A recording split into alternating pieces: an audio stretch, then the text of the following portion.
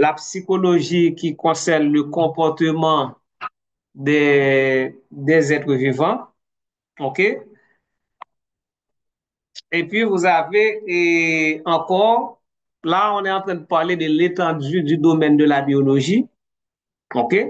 Donc, la biochimie, la biologie moléculaire, la biologie cellulaire, la physiologie, l'écologie, évolution, biologie des populations, biologie des communautés, biogéographie, taxonomie. Donc, voilà, toutes ces sciences s'occupent de l'étude des êtres vivants et chacune à son niveau. Donc, chaque science est intéressé à un aspect de la vie, à un aspect des êtres vivants.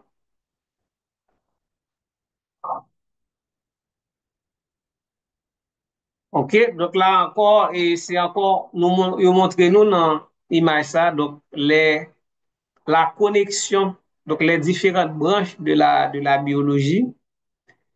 OK? Les différentes branches de la biologie. Donc là, c'est l'étendue de la biologie. Donc, c'est une science qui est très vaste. Et puisque la vie aussi, si on regarde notre environnement, donc par rapport à la biodiversité, les différentes formes de vie, donc on s'attendait à ce que, mais il y a autant de sciences qui ont rapport avec la vie. Maintenant, nous allons voir un terme, c'est la vie. La vie,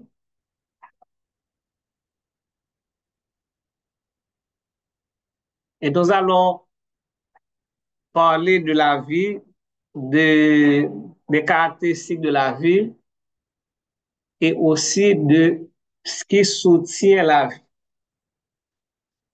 Je ne sais pas si en philo NS4, on vous avait donné une définition pour la vie, mais je dois vous dire, c'est un terme, la vie, qui est difficile à définir et en même temps facile à définir. Et c'est un terme pour lequel il y a tellement de définitions et je pense que chaque être vivant par rapport à son vécu même peut définir la vie à sa manière, à sa façon. Donc la vie peut avoir une définition poétique, on peut avoir une définition artistique de la vie, on peut avoir une définition philosophique, une définition scientifique. Donc, on peut avoir autant de définitions de la vie et tenant compte de tous les domaines. OK? Mais la définition que je retiens ici, c'est que la vie est un état organique caractérisé par la capacité de reproduction, de métabolisation et réaction aux stimulus. Certains pourront définir la vie comme étant l'espace de temps entre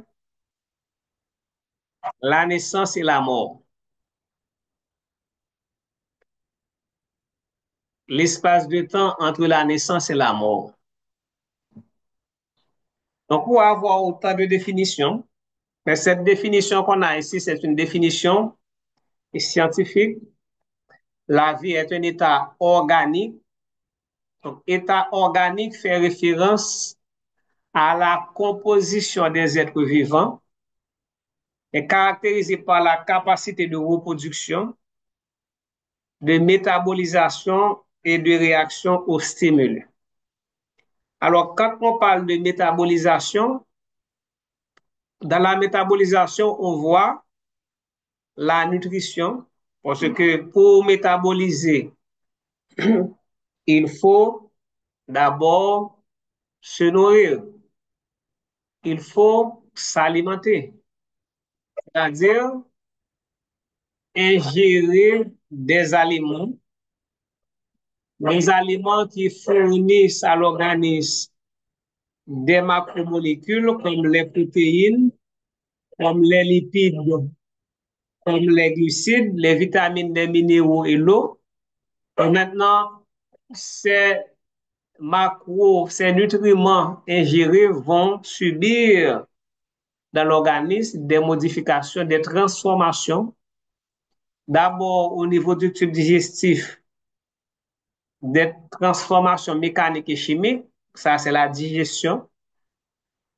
Et au niveau du sang, au niveau des cellules, donc les nutriments vont être métabolisés, soit dégradés pour fournir de l'énergie, soit polymérisés pour synthétiser des macromolécules propres à l'organisme.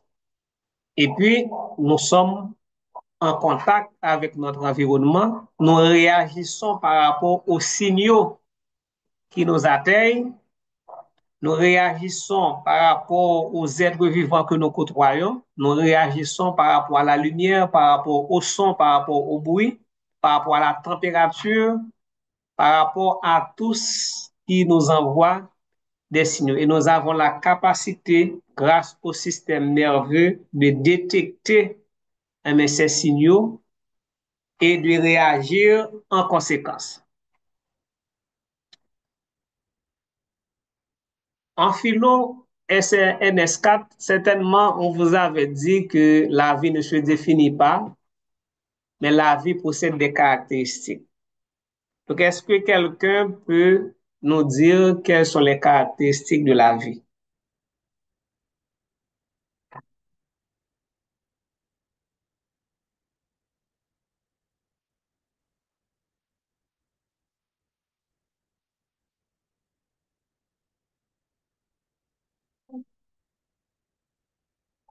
Vous êtes là ou non?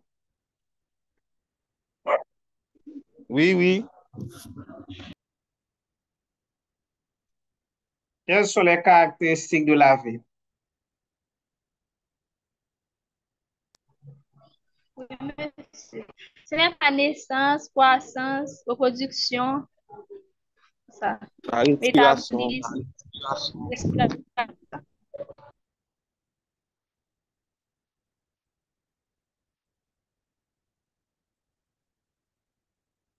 Oui, donc les caractéristiques de la vie, c'est la naissance. Après la naissance, c'est la nutrition, la La respiration, la croissance, le développement, la reproduction, la sénescence et puis la mort. Ce sont là les caractéristiques de la vie. Donc, on reconnaît un être vivant à partir de ses caractéristiques. Les trois étapes essentielles du vivant, c'est se développer, Pouvez-vous nous reprendre ces caractéristiques, s'il vous plaît, professeur? c'est la naissance. À la naissance, mais ce qu'il faut dire, et, ce qu'il faut dire, c'est que avant que le bébé soit né, il était déjà vivant, n'est-ce pas? L'était à l'état d'embryon de fœtus, il était en vie. Si bien que la batte, il a métabolisé, il nourrit à travers le sang de sa mère. Donc, s'il nourrit à travers le sang de sa mère, c'est que il métabolisé. Maintenant, je me demande, est-ce que vraiment la naissance devrait être une caractéristique de la vie? Parce que avant même que le bébé soit né, le nourrisson soit né, il était déjà en vie. Je ne sais pas si vous êtes d'accord ou pas avec moi. Qu'est-ce que vous en pensez?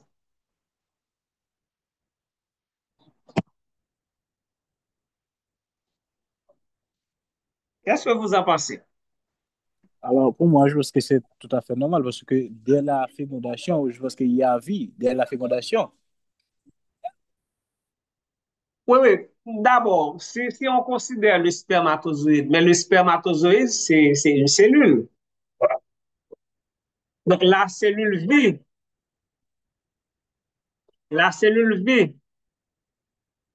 Maintenant, si on arrive, par exemple, à un état plus avancé du développement embryonnaire, on a dit que un fœtus de 8 mois, de 7 mois, non période côté que si moun nan ta accouché à 7 8 mois, côté que si moun nan li viable. Donc maintenant, depuis dans votre maman, on entend les bruits du cœur. Depuis dans votre maman, si moun nan getan aptan des sons, donc ça veut dire qu'il est déjà en vie. Donc je ne crois pas que la naissance devrait être listée dans les caractéristiques de la vie. Parce qu'avant même que le bébé soit né, il était déjà en vie. Ok, il était déjà en vie et il était déjà à respirer. C'est pas la respiration pulmonaire, mais c'est la respiration cellulaire. Donc, ça permet bébé passer de 11 cellules à des milliards de cellules, c'est parce que lui recevoir de sa mère des nutriments et il a capacité aussi pour le capable d'utiliser les nutriments ça yo. Donc, s'il pas recevoir nutriments matériaux et utiliser, il pas grossir, il pas grandir, c'est-à-dire qu'il y a vie avant même la naissance. Donc, la naissance ne devrait pas être considérée comme une caractéristique de la vie. La nutrition, c'est depuis avant la naissance. La croissance, le développement, l'embryon se développe, le fœtus se développe. C'est ça qui fait le passer de 11 cellules à des milliards de cellules. OK? Donc, nous dit que c'est la naissance ou pas. OK? Donc, on est peut-être que ce qu'il faudrait dire, on est en vie avant même il y a la vie avant même la naissance, mais étant donné que la gestation est limitée, donc maintenant, il y a un moment, il faut que l'embryon, le fœtus soit né, sorte du sein maternel pour continuer à vivre. Donc, nous disions que c'est naissance, nutrition, respiration, croissance, développement et quoi d'autre? Reproduction, c'est naissance, au vieillissement et puis la mort. Donc, les trois étapes essentielles du vivant, c'est se développer.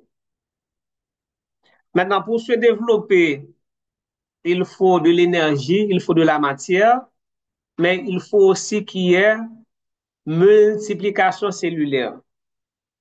Donc maintenant, la multiplication cellulaire a pour rôle d'augmenter la taille, le gabarit de l'organisme et aussi de conserver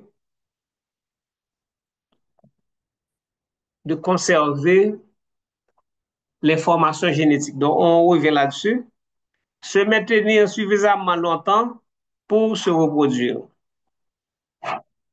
Donc, c'est la reproduction, vivre, se développer, vivre, survivre et puis se reproduire.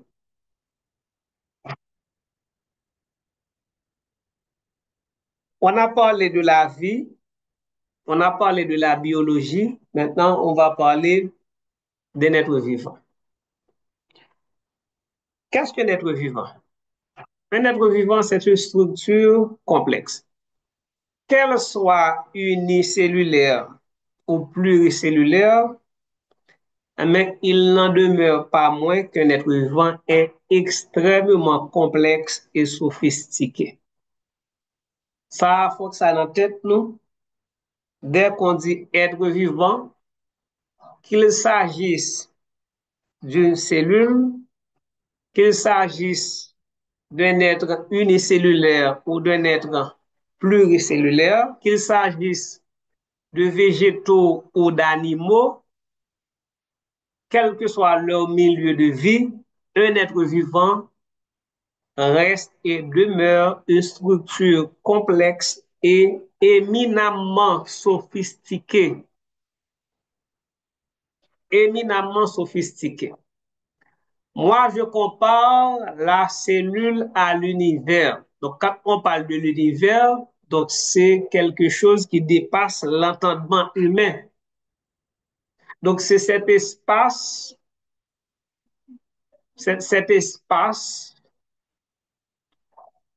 avec tous les éléments suspendus, les planètes, les étoiles, je ne sais pas, les galaxies, ça ne pas connaît, tout suspendu dans l'espace et pas rien qui kembe yo de façon, comme l'aime dire, rien, ça de physique, nous pas code, nous pas poteau qui kembe yo. Pour moi, je compare la cellule à l'univers et je dis toujours,